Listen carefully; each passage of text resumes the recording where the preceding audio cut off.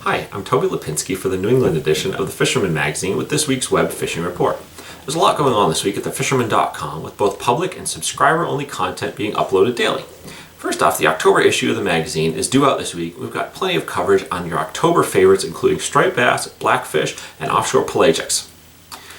The October episode of the Fisherman TV is also due out this week, and it features our very own Captain Joe Wenijanowski targeting false albacore off the tip of Montauk Point.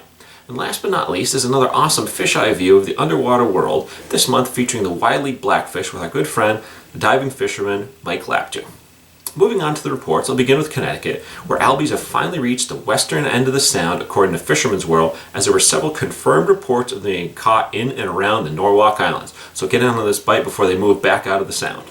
Then we have Captain TJ Karbowski of Rock and Roll Charters in Clinton, who reports some excellent catches last week with a return to what he calls classic fall fishing and striped bass filling into the traditional spots in droves. He located two distinct groups of striped bass in the sound last week, with the first being plentiful schoolies on most of the spots that he went to. But to keep action going, he also found some 20 to 30 pound range bass mixed in, which have been keeping the rod bent and the drag screaming, so check it out. Over in Rhode Island, lots of word of a great schoolie bluefin tuna bite came through out at the mud hole, with fish ranging from 30 to 50 pounds being caught last week with great frequency. On one trip, for instance, with Little Toot Charters, they headed out from Point Judith and landed 18 schoolie bluefin and around 50 green bonito. That's not too bad of an outing. Then we've got a report from Galilee Bait and Tackle. They say that there's still good numbers of false albacore in the area, with the best bite coming in the early morning hours of the day before the fish spread out and become a little bit more difficult to locate.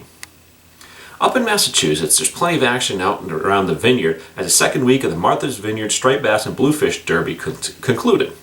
Dick's Bait and Tackle on the island reports a 39-pound bass being taken from boat, as well as a 38-pound bass being taken from shore, hold the top spot in the Derby as of right now in each of those divisions.